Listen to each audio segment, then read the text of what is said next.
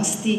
Hvala vam što ste se odazvali pozivu da dođete na promociju trećeg dela trilogije, izuzetno zanimljive. Rekli smo u ovoj pozivnici koju ste pretpostavljeni svi videli da je ovo beskrajno zanimljivo štivo, a ja time beskrajno izražavam nadu da će da se pojavi i četvrti i peti nastavak i tako dalje i tako dalje.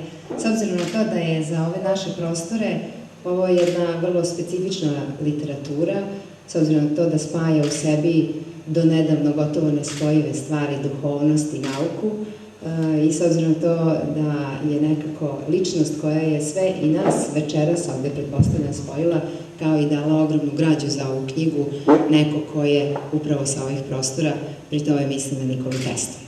Dakle, toliko o zahvalnici, neće dugo da bude i neće da bude previše formalno, s obzirom na to da smo svi ovde više prijatelji, čak i sa mnogima od vas, ja mislim da gradim takav odnos. Tako da ću da vas pozdravim u ime organizatora, to je Kosmos organizacija, nastavljamo sa idejama koje smo započeli u serijalu Kosmos na RTV-u i u ime Muzeja grada, izvinjavam se u ime Vesne Angelovske, direktorke muzeja koja nažalost je sprečena, evo, malo čas da prisustvuje i da otvori ovu lepu manifestaciju, no mi ostali smo svi na broju i svi na mestu i mislim da možemo da počnemo sa predstavljanjem knjige koja se zove Spoznaja, koja je treći deo, kažem, trilogije, dakle, tu je bilo prvo otkriće, pa saznanje, pa sad dolazi spoznaja. Vidjet ćemo šta će biti treće, tu nam je i autor i tu su uvaženi gosti koji će svako na svoj način pokušati da vam približi ono što je Linić u svom romanu ispričao. Ja bih zamolila prvo profesora doktora Velimira Abramovića da nam se obrati, jer mislim da će on onako najbolje da probije led i da nam najbolje objasni o čemu se radi i zašto bismo mi svi, zašto bi trebalo da pročitamo ovu knjigu. Jedan od velikih književnika 20. veka, francuski, a takođe i politički filozof i pilot u španskom građanskom ratu, André Malraux. U svojim antimemoarima osvrće se na stanje duha u Francuskoj posle de Gaulleove smrti, napisao je tada knjigu Hrastovi koje obaraju o de Gaullu i kaže: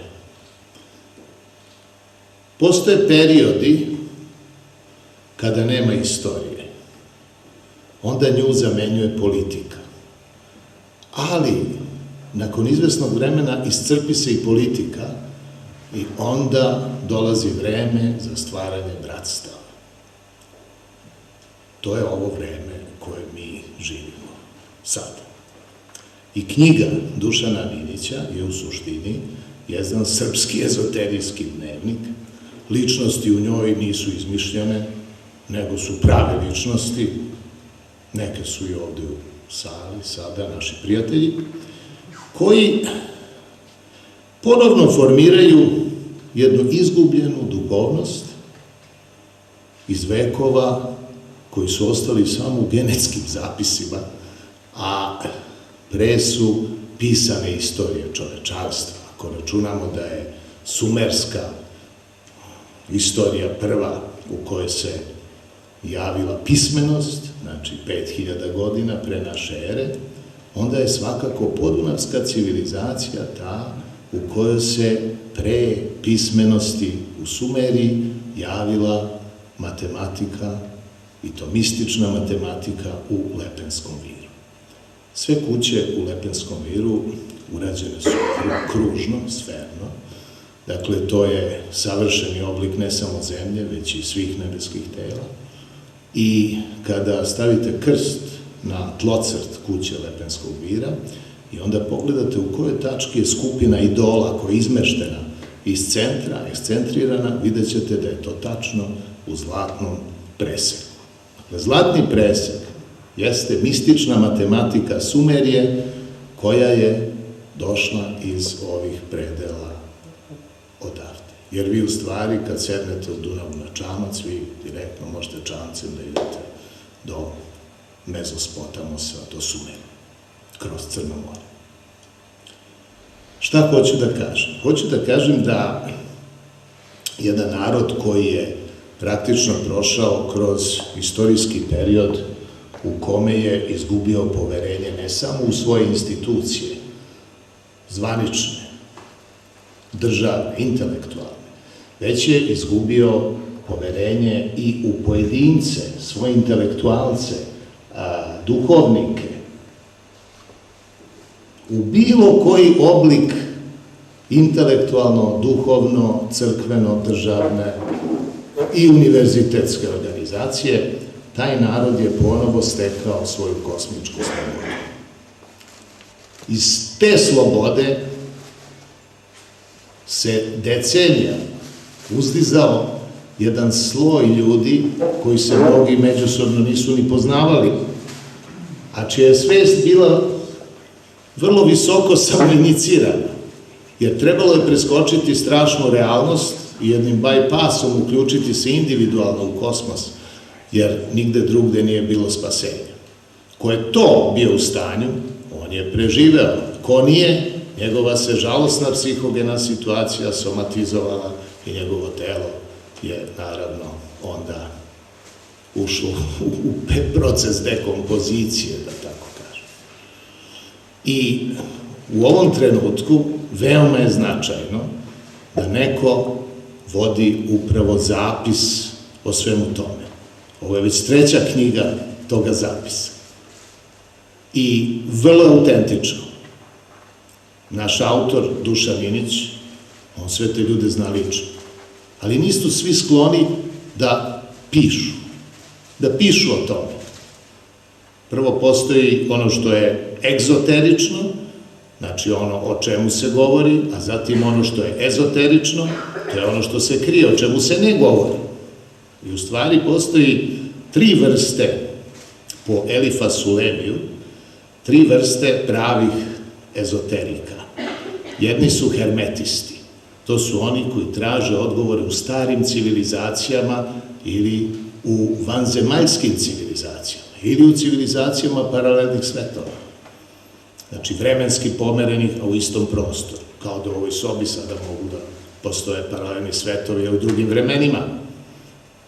Drugi su kabalisti. To su oni koji se bave algebrom duše. Jednom vrstom mitološke matematike koja se ne može napisati, nego se prenosi inicijacijom od onoga koji zna na učenika i izražava se brojnom šifrom. Znači, ja uđem u određeno psihičko stanje, sa određenim entitetom duhovnim imam komunikaciju, ali ja ne mogu, pošto je u pitanju magija, ne mogu to u potpunosti da izrazim kao naučni recept, i to nije recept za svakoga, nego samo za učenika kome kad kažem broj koji je simboličan, on uđe u isto psihičko stanje i ponovi istu komunikaciju sa vantelesnim entitetom. Znači, to je druga vrsta, to je, da kažem, judeo-hrišćanska vrsta ezoterizma. I postoji treća vrsta, to su atlantitski magovi, to su oni koji rade sa elektricitetom. Tesla je jedan od takvih. On je tipičan atlantitski mag. Evo ovde imamo jednu mašinu koja je u stvari mali srpski harp. Čuli ste naravno za harp i za antene na najasci. Evo ovo ovde emanira, trenutno isključeno, ali može da emanira različite frekvence koje intersektuju ljudski mentalni plan, jer je mozak jedan elektromagnetski oscilator koji radi negde u rangu od pola herca do 50 herca i ako imamo određeno modulisane talase, specijalno Tesline zavojnice, Teslina zavojnica ne šteti. Ona je tako napravljena da ne povređuje dušu, koja je u stvari kompleks elektromagnetskih talasa. Ja imam materijalnu hipotezu duše, da je duša u stvari svetlost. Dok je takođe i telo večno, kao što znate, atomi, molekuli se samo raziđu, ali takođe ne propadaju. Prema tome, čovjek je večan ne samo duševno posle smrti, nego i telesno, na oba načina. A šta razlikuje telo čoveka koji je umro od tela čoveka koji je živ? Pa razlikuje čista matematika. Isto kao što bi razlikovali jednu gomilu kamenja od jedne kuće u kojoj se može stanovati. Materija je ista, ali je princip uređenosti, a to je da ni materijalni, znači vančulni princip u suštini matematičke prirode, to je ono što razlikuje gomilu kamenja od kuće. Isto tako to razlikuje živog čoveka od onog koji je dekomponovan. I u suštini ono na čemu radi ezoterijska grupa u Srbiji, koja je sve veća i veća u stvari, a ima određene javne nastupe u cilju terapije i lečenja jednog teško, da kažem, obolelog naroda, ta grupa se zasniva na Teslinoj naučnoj religioznosti. Nama za današnju planetu, za naš globalni sistem, jer vidite da državni suverenitet ne znači više ništa, znači pravi se jedno globalno društvo, više ove religije koje danas postoje nisu one koje možemo prihvatiti u potpunosti i u njih verovati. Više crkva kao građevina, za razliku od srednjeg veka, ne posreduje Boga, naprotiv, nego nam posreduje moć crkve. I to je nešto što u stvari degradira oblik religioznosti klasičnog tipa. Znači, novi tip religioznosti ići će iz nauke. I jedan od kandidata za to je upravo Tesla. On je usred Njujorka živeo kao monah u celibatu, potpuno posvećen i ne baveći se finansijskim pitanjima, nikad nije investirao $1, što je prosto neverovatno živeti u Americi 80 godina, odnosno ne 80, 60 i nešto godina, a ne investirati ništa. U ovom trenutku postoji vrlo mnogo ljudi, ima ih sve više i više, koji su na istom nivou svesti. Neki se znaju, neki se ne znaju.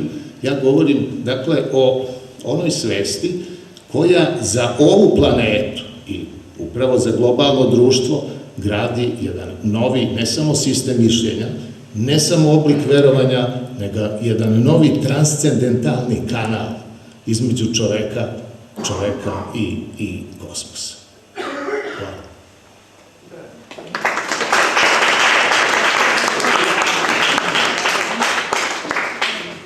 Dakle, čuli smo da osim što ova knjiga može da se svrsta u delo koje se bavi dalekom istorijom, dalekom budućnošću, sadašnjošću, naravno najviše, bavi se naučnom fantastikom i naukom i duhovnošću, može da posluži kao psihoterapeutsko delo. Ja u to apsolutno verujem, samo to ne bih tako sročila, naravno, kao Velja. Hvala vam mnogo.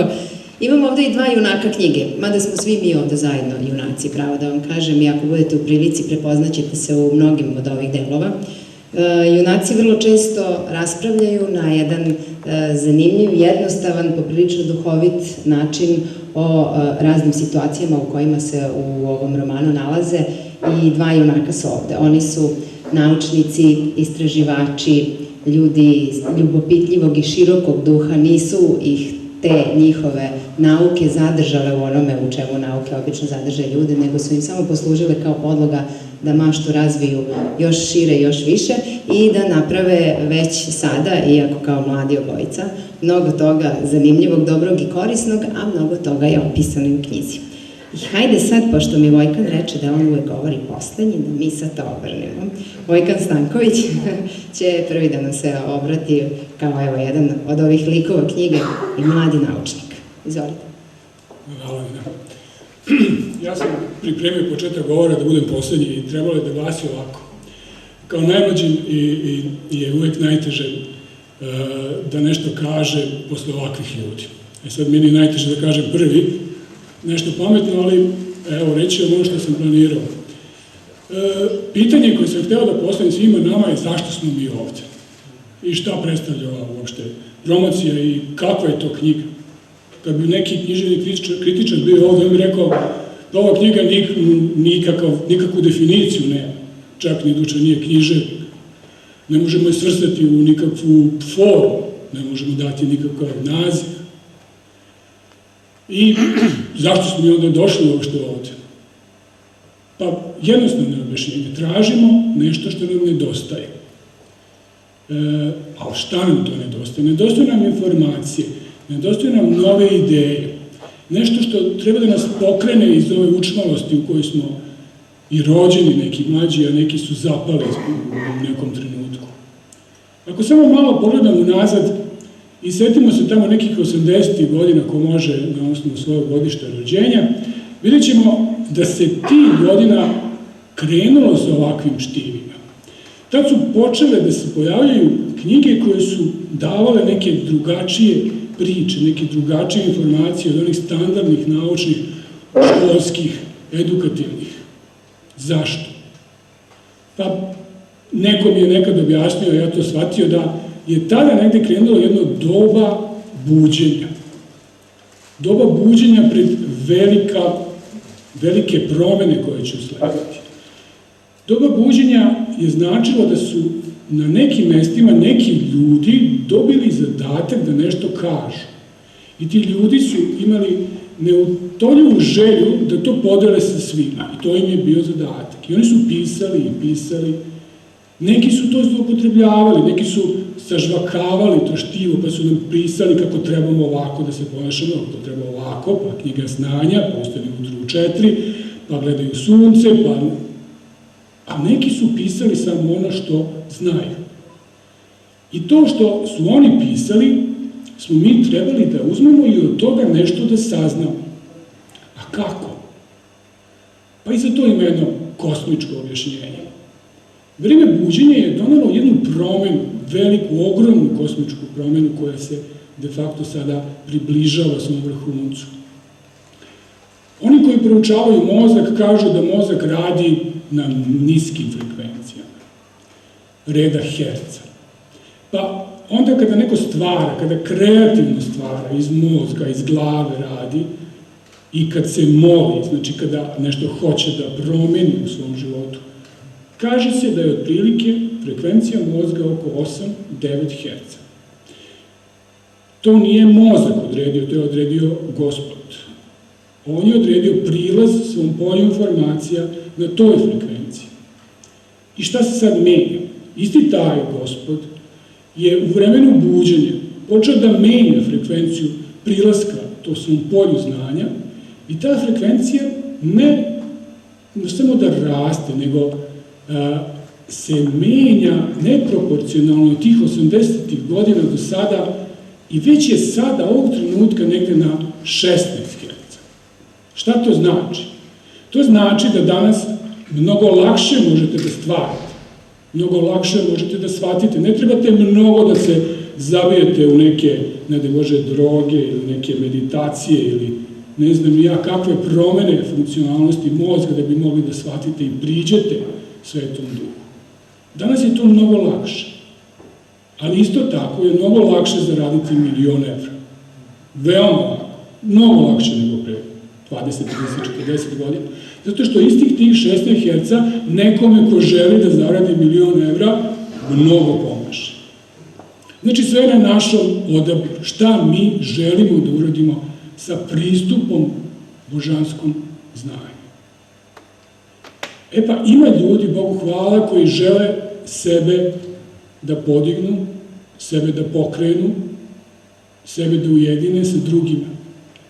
I vreme buđenja upravo to stvara.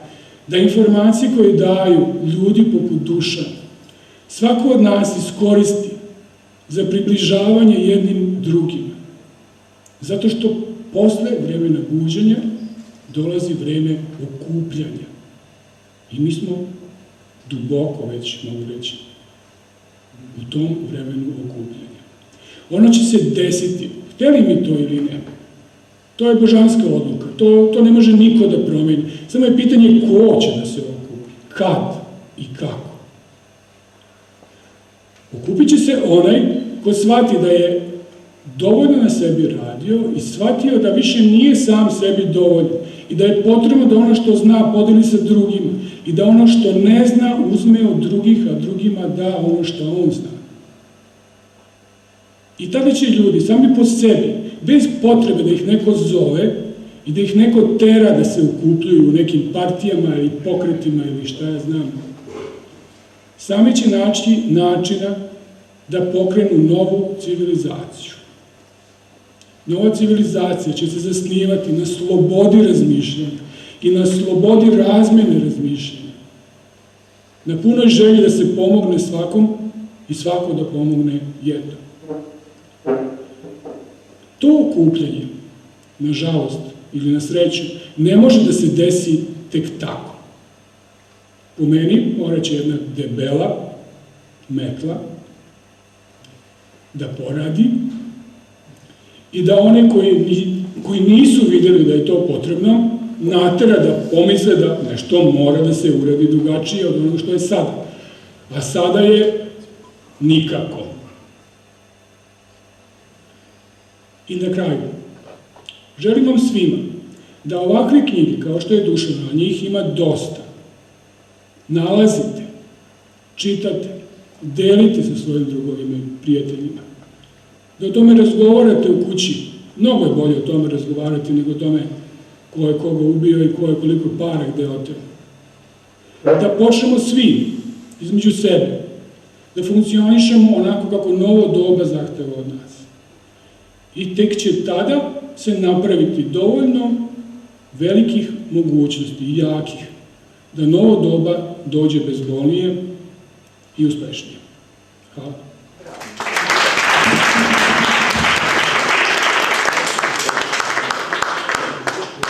Tako je govorio jedan junak iz romana. Evo sa nama i drugi. Ima težan zadatak posle ovako nadatnog govora da nam nešto kaže. Hojkana, uključit ćemo spravo. Šta će nam se desiti? Ništa nam se neće desiti. Dobro. Objasnit ćemo kasnije nešto malo o ovom iznenađenju u obliku ove naprave, ali sada da nam se obrati Goran Marjanović. Gorane, da čujemo od vas. Pitala sam vas u emisiji kako je biti junak knjige, tako da to sad neću da vas pitam, ali vas molim da date jedan svoj komentar o svemu ovome što ovaj roman znači i što će tek da znači. Dobro večer. Meni je zapravo ovde, verujte mi, najlakše. Zašto? Zato što se osjećam kao riba u vodi, jer sam rođen u znaku ribe, a voda je simbol života. A svi mi smo živi ljudi koji čine atomi, molekule našeg tela, ali čini ga i nešto što nam je nevidljivo, neopipljivo i nemerljivo, a to je naš duh, duša i naš razum. Ja sam imao veliku sreću da sretnem prijatelje koji su oko mene i neki u publici, da se družim sa njima, da razmenjujem mišljenja, jer sam ja isto što i vi koji ste večeras ovde, beskrajno radoznao čovek koji želi mnogo toga da zna zašto je tako kako je, zašto nije drugačiji. Kažu da Aristotelova metafizika počinje rečenicom svi ljudi su radoznali po prirodi svojoj i mi koji smo ovde smo siguran dokaz da je to tako. Mene je od uvek interesovalo šta je moj zadatak ovde na zemlji, šta ja, zašto sam se ja uopšte rodio, šta ja tu treba da uradim, da li uopšte nešto treba da uradim ili treba samo da gledam kako da se što bolje najedem nekih kobasica i piva, kako to često biva u knjizi. Ali i pored kobasica i piva ima tamo i veoma ozbiljnih diskusija, a zapravo su sve vezane za ono što je najvažnije za sve nas, a to je struktura prostor vremena. Mi ju ne poznajemo dovoljno. Mi živimo u jednom kvazi realnom svetu koji opisujemo sa 3 prostorne i jednom kobajagi vremenskom dimenzijom. Međutim, ovo što reče kolega malo pre da je on najmlađi, to baš i nije tako sa nekih drugih više dimenzionalnih aspekata. Veliko je pitanje ko je ovde od koga stariji, a ko je od koga mlađi. Tako da je to vrlo diskutabilna priča. Inače, sećam se naših prezentacija ove knjige na drugim mestima, bilo je zaista veoma neobičnih situacija, ali večeras, specijalno, u vašu čast, koji ste došli večeras ovde, dok ja ovo govorim, vi ste izloženi delovanju talasa, Teslinih talasa, prvih srpski generator, možete da vidite ovde, koji generiše talase koje je Tesla nazivao nehercijanski. Naime, mene iznenađuje, zaprepašćuje mera nepoznavanja Teslinog dela, posebno od onih kojima je ta struka najbliža. Naime, kada se govori o Teslinim nehercijanskim talasima, onda se govori o talasima koji se razlikuju po svojoj kvalitativnim svojim osobinama i mogućnostima propagacije i interakcije sa svojom okolinom, a koji nisu hercijanski, odnosno oni putem koji dobijamo informacije preko radija, televizije i tako dalje. Ti talasi Teslini sada deluju na vas, modulisani su sa 7,8 Hz prvom iz Schumannovog spektra. Trebalo bi da deluju vrlo relaksirajuće i nadam se da ćete to svi osjetiti, prvo ovi u početku, a posle i oni na kraju. Inače, ne bi se više zadržavao na tome, nego doneli smo ga u čast našeg prijatelja Velikog Duleta, jer neke čudne mašine on spominje u svojoj knjizi. Ovo je jedna od tih čudnih mašina koja radi na čudan način i pušta neke čudne zrake, pa to je sad to praktično pred vama. Možete da vidite i toliko ne bi se više zadržavao o toj mašini. Ja je skraćeno zovem, kad sam u nekim ozbiljnim emisijama, onda ga zovem generator Teslinih talasa, a ovako u jednom intimnom druženju kao što je ovo, ja je zovem fontanom životne energije. Što se tiče same knjige, ja vam je od srca preporučujem iz prostog razloga što ćete tamo naći mnoga otkrića, saznanja i spoznaje, kako se zove ova treća knjiga, do kojih su došli i neke prastare civilizacije, neki drugi istraživači iz raznih, vrlo širokog spektra oblasti znanja, iz filozofije, fizike i tako dalje, ali Boga mi nekih pojedinaca, pa eto i nas, naših ličnih spoznaja koji sedimo danas ovde. Šta tamo ima, morat ćete da pročitate knjigu i da otkrijete. U svakom slučaju, budite ubeđeni da ćete naći odgovore na mnoga pitanja koja vas zanimaju. Hvala.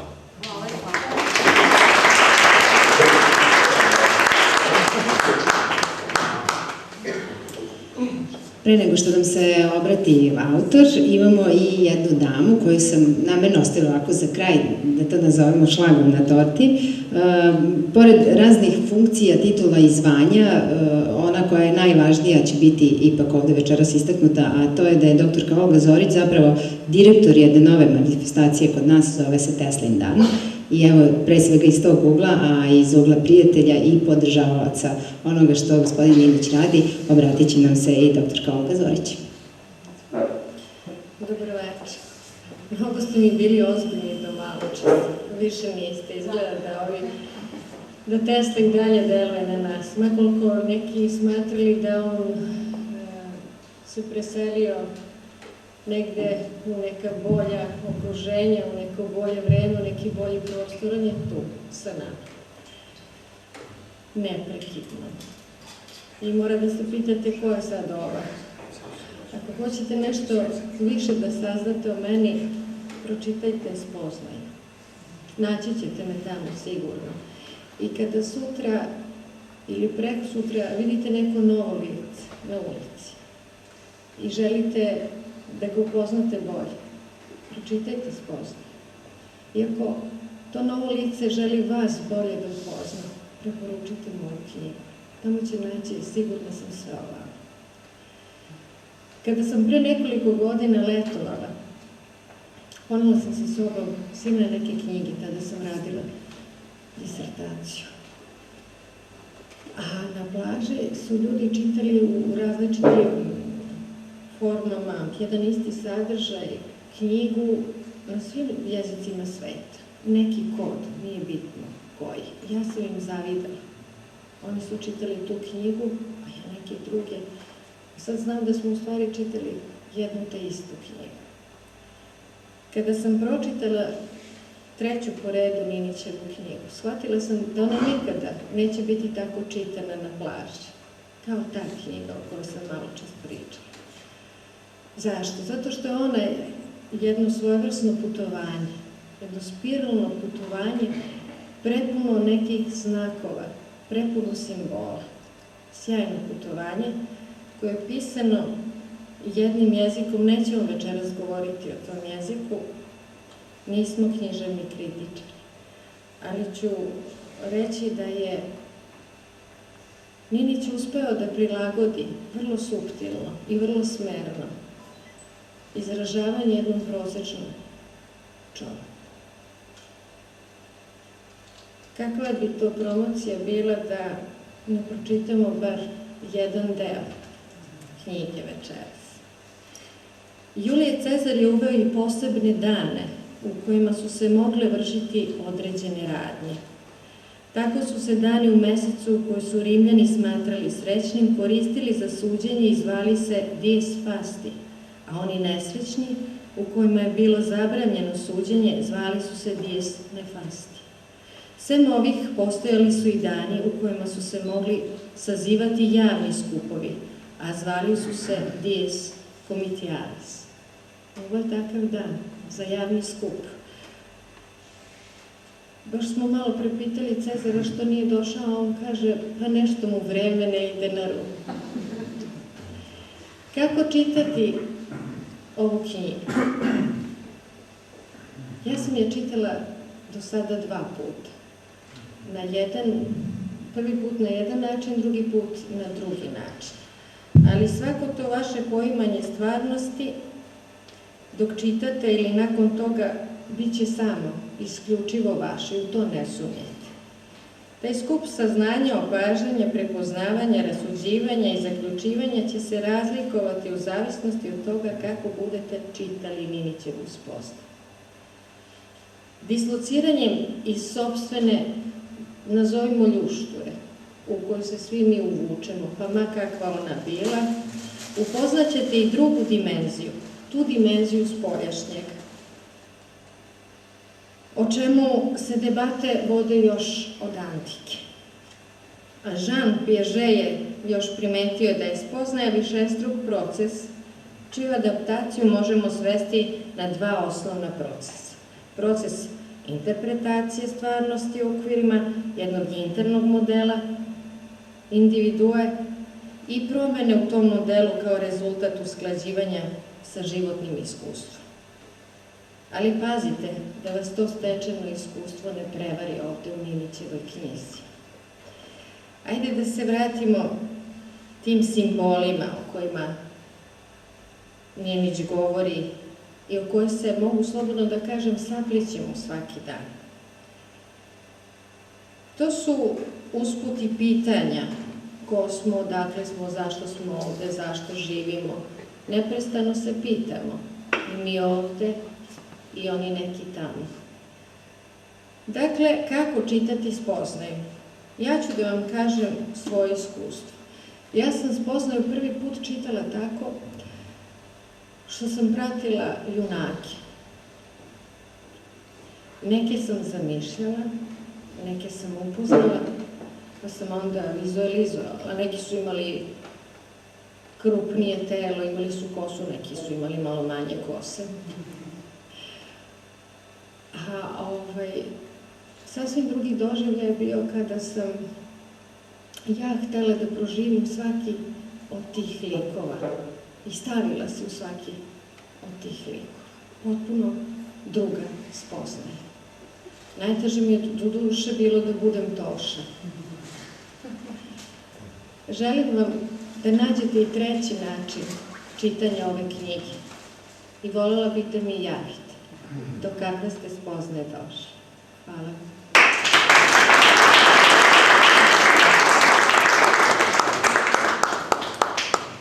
I na kraju, pre nego što i vi budete imali priliku da postavite neko pitanje, ukoliko mislite za to ima potrebe, ja verujem da mislite i verujem da će ovi ljudi moći da vam daju odgovore na neka vaša pitanja. Evo vi čovek zbog koga smo se svi ovde večeras okupili, zapravo glavni krivac, što je nastala spoznaja, kao i prethodna 2 romana. Čovek koji je gostovao 2 puta u emisijama Kosmos i kao i mnogi drugi gosti ostavio izuzetan utisak, a meni u životu pomogao da neke stvari vidim mnogo drugačije, na čemu sam mu izuzetno zahvalna. Dakle, pisac knjige Dušan Ninić.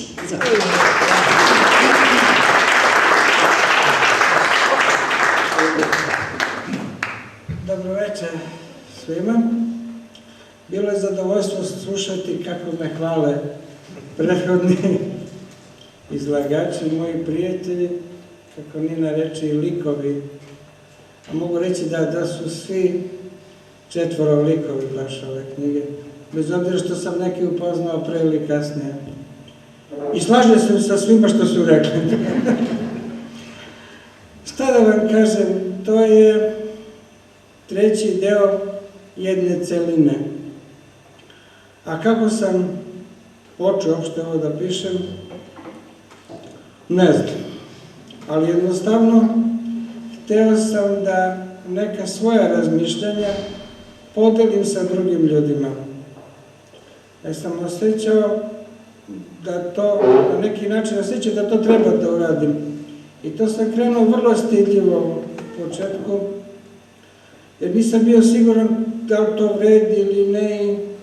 Onda su upravo ovi ovde prisutni moji prijatelji bili prvi zamorčići čitanja. Tako da je to mi je dalo neki postrek, neku snagu da idem dalje. Da bi to do danas već, ovo je drugo izdanje ovog romana, prvi deo Otkriće sad ide u svoje 4. izdanje, do sada preko 10.000 primeraka, a to je nešto najlepše za pisca kada ima potvrdu od čitalaca da to, najprostije rečeno, je interesantno da neko pročita. Mislim da dosadne knjige nikad nisu bile dobre knjige.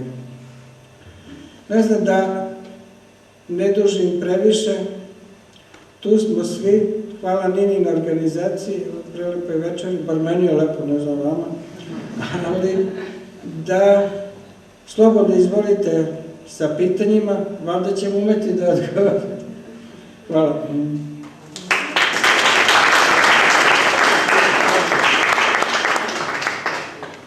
Evo, pre nego što se poslužimo tamo na jednom lepom jednostavnom koktelu, da čujemo da li imate neko pitanje za naše večerašnje goste. Izvolite. Koliko ima celina? Spominje treći deo jednog knjiga. Koliko ima celina? Kako mislite? Za sad 3. Ovo je 3. deo, inače sad radim na 4. knjizi, to će biti ta neka celina. Mada mogu romani da se čitaju i svaki za sebe i mogu od kraja, od sredine. Ja sam i tako i koncipirao da nemaju baš klasičnu književnu formu i to me uvek tako malo književni kritičari, pa dobro, kakav ti je ovo roman, ovo ne umemo gde da svrstamo. I onda su napokon se sjetili da kažu da to je roman ideje, šta god to značilo. Ali u svakom slučaju bit će to jedna celina, ali slobodno čitajte i od 3. dela. Evo malo marketinga, ali da... Hvala. Pa nije obična knjiga u pitanju, nego iza reči, mislim, šta su reči? Imate 30 slova azbuke, a onda kombinacije tih 30 slova daju reči, pa se one štampaju u knjigama. Dakle, jezik je nešto konvencionalno. Međutim, šta je bitno? Bitno je ona vibracija iza jezika. Znači, i nama jezik praktično ne služi za pravo sporazumevanje, nego samo za naznaku, za, kako bih rekao, adresiranje određenog psihičkog stanja koje se izaziva vibracijom koju onaj koji piše dočarava tim dvodimenzionalnim prostornim kodom koji se zove pisana reč na karti.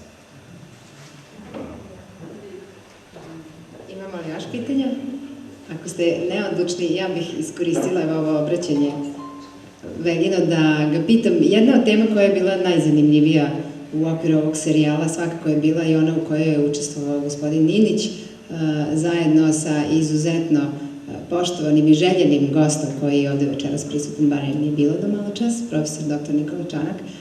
Tema je bila sadašnji trenutak. Hvala vam što ste došli, profesore.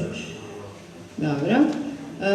Sadašnji trenutak. O tome se i u spoznaji govori na različite načine i govori se i o tome da mi možemo da utičemo na svoju stvarnost, ma kako je shvatali sad mi u ovom trenutku, i da nam vi, Veljo, kažete možda neku svoju definiciju sadašnjeg trenutka. Zašto ne postoji prošlost, zašto ne postoji budućnost, ako je tako, zašto postoji samo sadašnji trenutak i kako onda utičemo na njega, šta se to dođe?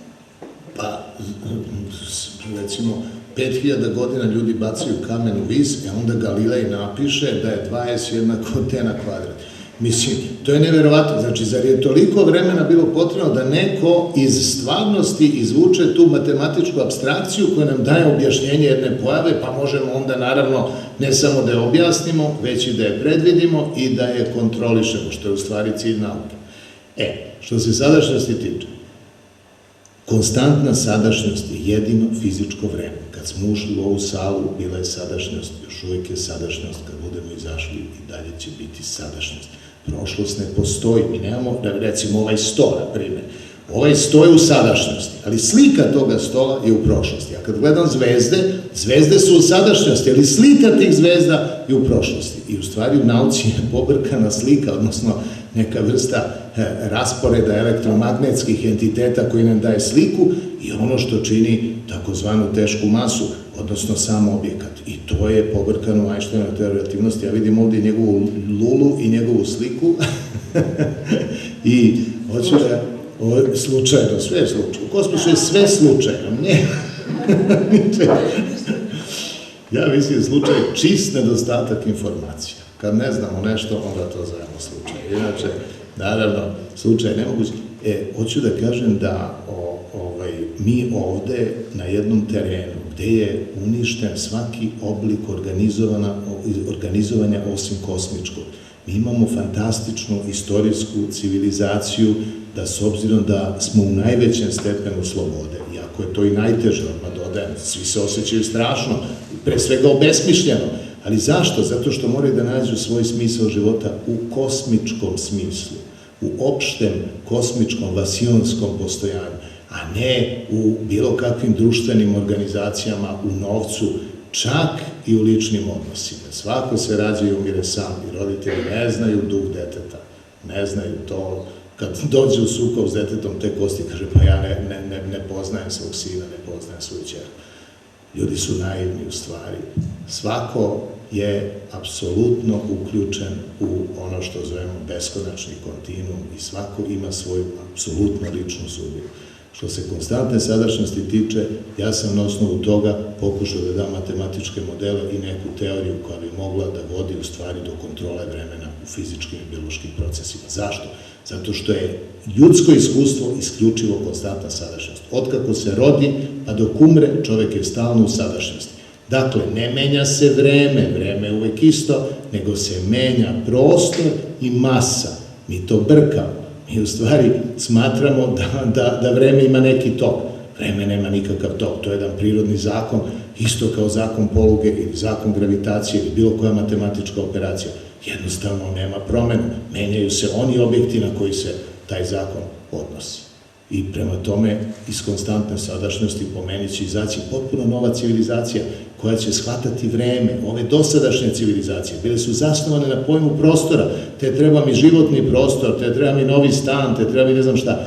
Ne, sad su uništene države, sad smo svi na jednoj sferi, u jednom globalnom društvu koji će dovesti u stvari do skoka svesti. I taj skok svesti, mogu vam reći, je ubrzan ovde upravo zato što smo mi bili u istorijskim okolnostima koji su nas oslobodili svih klasičnih konzervativnih oblika stege koje su nam nametnule prethodne civilizacije, pa i ova današnja naša. Prema tome, svako sam mora svojom svešću i samo inicijacijom da teži zapravo jednom višem stepenu znanja zbog koga će postati dobar. Ja verujem da veliko znanje vodi u dobro.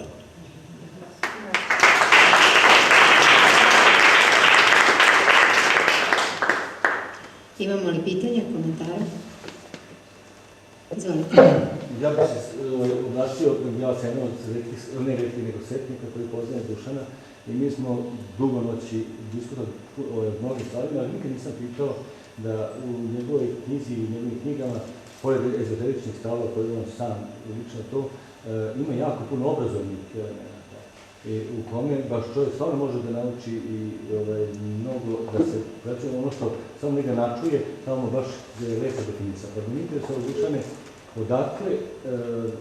odakle svi ti izvori, izvore te za pisanje i definisanje svih pojmova, oni koji meni nisu bili jasni, da nisam čitao tvoju knjigu, pa sam ih tu naučio. Odakle se te izvore pronacije? Eto, to bi mi interesovalo. Hvala, Branko, na ovom pitanju. Prvo, to je iza mene dosta godina života, što se i primeti, i dosta godina nekog učenja. I kao što rekao malo pre, teo sam te neke svoje ideje i spoznaje i saznanja da podelim sa drugim ljudima. Tako da, naravno, čovjek ne može sve držati u glavi, ali zato postoji literatura. I zato sam, i ovo kad čovjek pogleda roman, pa tu što kaže Goran, jedu se kobaja, piju pivo, ali taj roman ima na kraju sadržaj spisak literature. Dakle, su ta neka znanja doneta. Pa ima fusnote koje objašnjavaju ne samo likove, nego objašnjavaju i manje poznate pojmove. To prethodne izdanja nisu sva imala, pa su me ljudi ovako prekorevali, pa ti pišeš tamo za koga, ono niko ne razume. Pa sam onda sam dodao u novim izdanjima te fusnote da se to zna. I lepo je Branko rekao, moj dobar prijatelj, da su ovo udžbenici na neki način. Ali udžbenici ne oni da vas uhvati jeza pa gledate koliko ima slika da bi brže došli do kraja, nego udžbenici koji su zanimljivi na neki način, ne na neki način, nego baš zanimljivi za čitanje, pa onda malo teorije, pa malo opet kobaje. Ali u svakom slučaju to je jedan drugi pristup obrazovanju. Hvala. Imamo li još pitanja? Ili da se malo obavestimo više o ovoj mašini koja nam ovdje šalje talase sve vreme i već se svi jako dobro i opušteno osjećamo. Radi i kad se ugasi, što je drugi deo testa.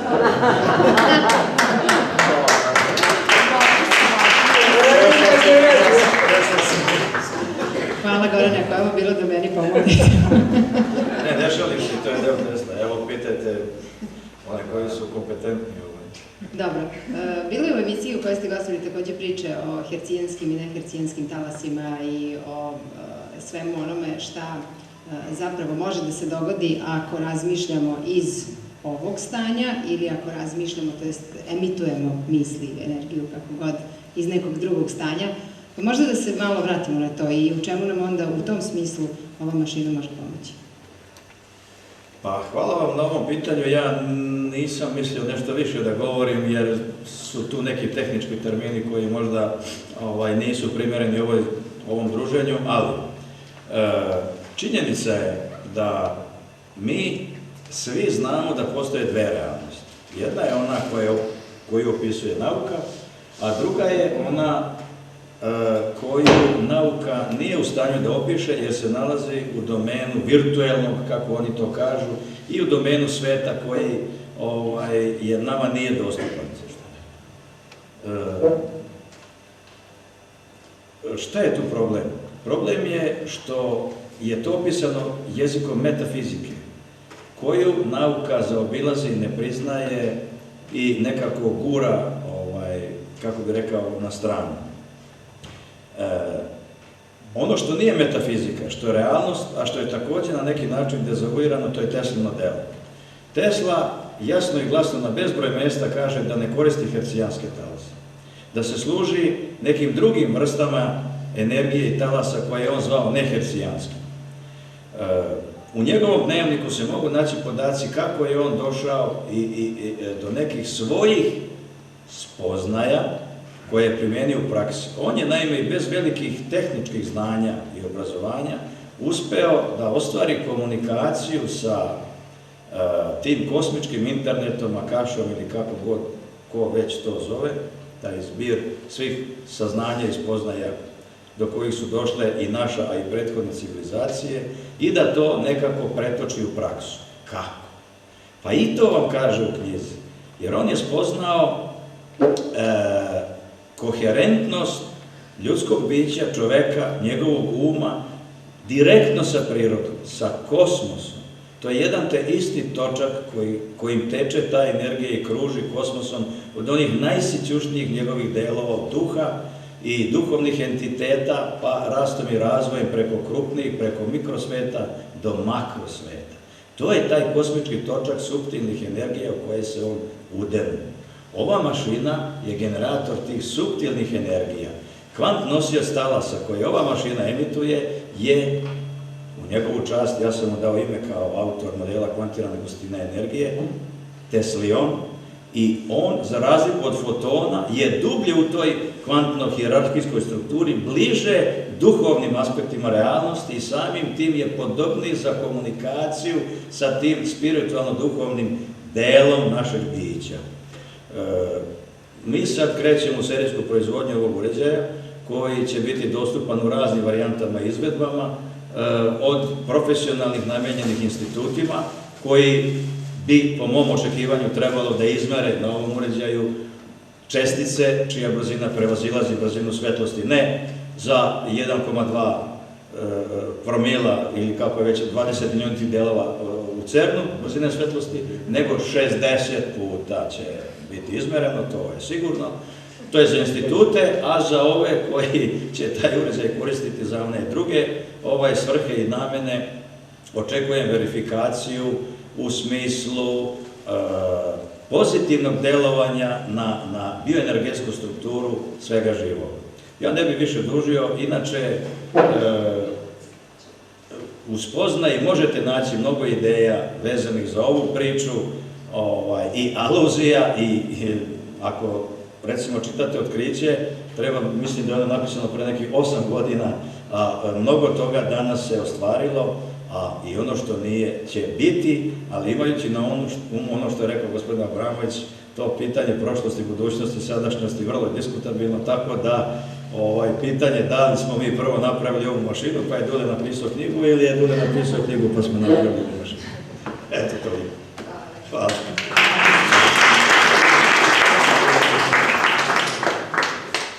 Imamo li pitanja? Dobro. Ukoliko nemamo više pitanja, ja bih pitala goste da li bi možda želeli još nešto da dodaju na ovu svu priču. I podsjetila bih vas da... Želim da dodam da ćemo da napravimo Tesin institut u Beogradu uprkos svemu i da ćemo tu u stvari da na osnovu 60.000 dokumenta u njegovom muzeju pokrenemo jednu potpuno novu fiziku. Ne samo novu fiziku, nego i sve ostale nauke koje se zasnivaju na fizici, kao što recimo genetika i sve ostale nanotehnologije. Sve je stalo zato što su pogrešne, odnosno zastarele, odnosno netačne koncepcije vremena i prostora.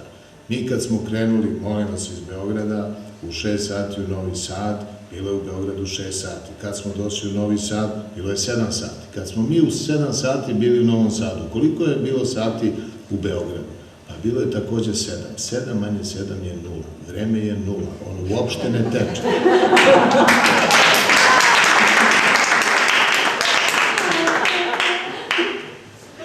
Dobila sam nedavno informaciju iz Poljske da je profesor Abramović pokrenuo jednu inicijativu šaljući ogroman broj, koliko sam čula, mailova. Nismo o tome pričali, ali ja sam čula.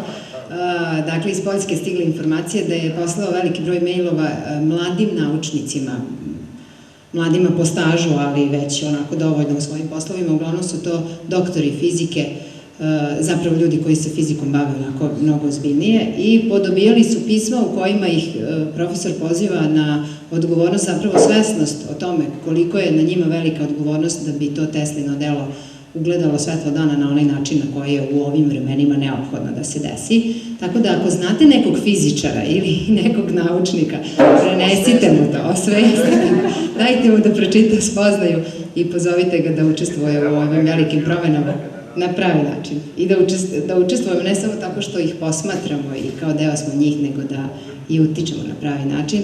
I podsjetila bih da svako od nas, ko baš i ne voli da čita mnogo, sigurno zna ko je bio Jules Verne i da su se sve njegove priče, naučno-fantastične priče do danas ostvarile, tako da vas molim da sa tom nekom idejom priđete čitanju i ovih knjiga, kao i nekih drugih knjiga, ne morate da budu samo ove o kojima večeras pričamo. I izvolite. Ja moram da kažem, Jules Verne je, vi znate, 20.000 milja pod morem roman. Kako se zove kapetan? Kapetan Nemo. To na latinskom znači Niko. Nikola Tesla. Jules Verne je bio u Njujorku, ne, ruski izvor i najnoviji. Bio Jules Verne u Njujorku i kapetan Nema nazvao po Tesla. Uvek saznamo nešto novo. I za kraj, evo da se podsjetimo ono što je meni najjači utisak ostavilo večeras, a to je tvrdnja profesora da što više saznanja, što više znanja dovodi do dobrote ja vas molim onda da se trudimo, da saznajemo i spoznajemo što više. Hvala vam mnogo, vidimo se tu na koktelu. Hvala.